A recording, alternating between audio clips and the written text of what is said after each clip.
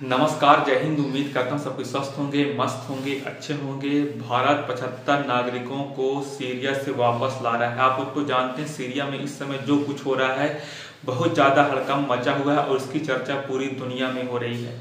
Syria पे लगातार Israel हमला किया जा रहा है। इजराइल का कहना है कि वो आतंकवादी संगठनों को ख़त्म कर रहा है, क्योंकि सीरिया में कुछ ऐसे संगठन हैं जो आतंकवाद से जो ताल्लुकात रखते हैं।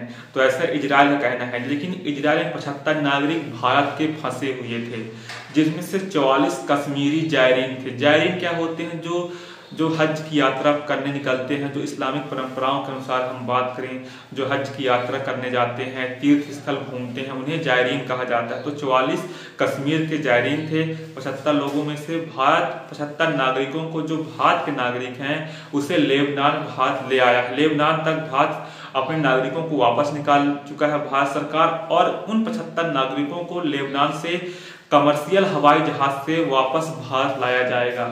आप लोग तो जानते हैं, भारत सरकार अगर कहीं भी कुछ दंगे फसाद या फिर विद्रोह होते हैं, फिर किसी भी देश में युद्ध की स्थिति बनी होती है, तो जहां भारत के नागरिक फंसे होते हैं, तो भारत सरकार एक बहुत बड़ी जिम्मेदारी के साथ यह फैसला उठाती है कि वह अपने नागरिकों को वापस अपने देश में वापस लेके आए। तो भारत सरकार की सराहना की जा रही है कि भारत सरकार सीरिया से 75 लोगों को, जो 75 नागरिक भारत के हैं, उसे भारत सरकार वापस ला रही है, जो कि एक बहुत बड़ी बात मानी जा रही है। और साथ में सीरिया में जो कुछ इस समय चल रहा है, इजराइल लगातार सीरिया पे वार कर रहा है। सीरिया कहना है कि इजराइल उस पर लगातार वार कर रहा है, और इजराइल कह रहा है कि वह आतंकवादी संगठनों को खत्म कर रहा है। और लगातार 48 घंटों में इजराइल काफी ज्यादा गोला बारूद वहां पे फेंक रहा है।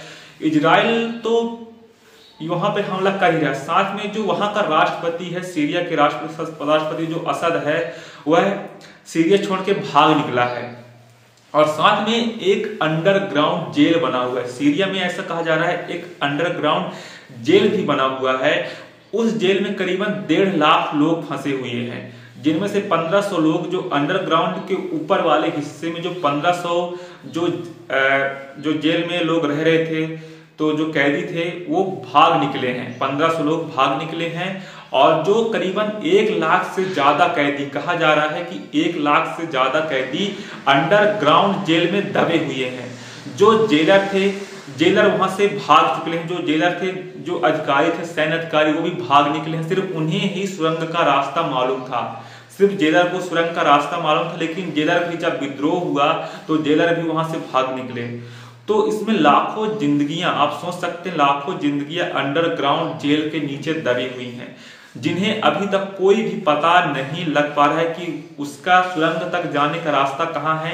1 लाख से अधिक लोगों को कैसे वापस निकाला जाए, ये समस्या सीरिया में चल रहा है, जो कि एक बहुत बड़ी घातक बात मानी जा रही है। तो आप लोग सोच सकते हैं, सीरिया की हालात इस समय बहुत ही खतरनाक तरीके से, बहुत ही कमजोर है।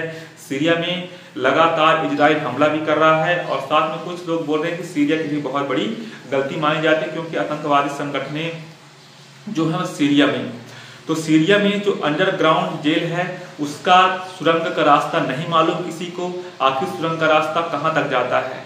तो यह इजराइल और सीरिया का मैटर काफी ज्यादा व्यापक रह चुका है, और संयुक्त राष्ट्र संघ में जो वहां पे सभी देश बैठकें ले रही हैं, और बोला जा रहा है कि सीरिया की हालात सुधारने की बहुत ज्यादा आवश्यकता है, नहीं तो वहां के लोगों को, जो कई सारे लोगों की मौत के घाट उतार दिया जा रहा है, बहुत सारे लोगों की जो कई जिंदगियां नष्ट होने कगार में आ गई हैं। तो आप लोग सोच सकते हैं, सीरिया में काफी ज्यादा व्यापक नरसंहार हो रहा है। तो उसके लिए कई देशों को मिलकर सीरिया के लिए आना पड़ेगा, तभी जाकर वहां की हालत ठीक हो जाएगी। लेकिन हमारे भारत सरकार जो 75 लोग फंसे हुए हैं सीरिया में, उन्हें वापस भारत लेके आ रही है, जो कि बहुत बड़ी बात मानी जा रही है। भारत सरकार की जो विदेश नीति है काफी ज्यादा अच्छी मानी जा रही है। जब रूस यूक्रेन युद्ध हो रहा था, तो यूक्रेन में भारत फंसे भारतीयों को यूक्रेन से वापस लेके आया था।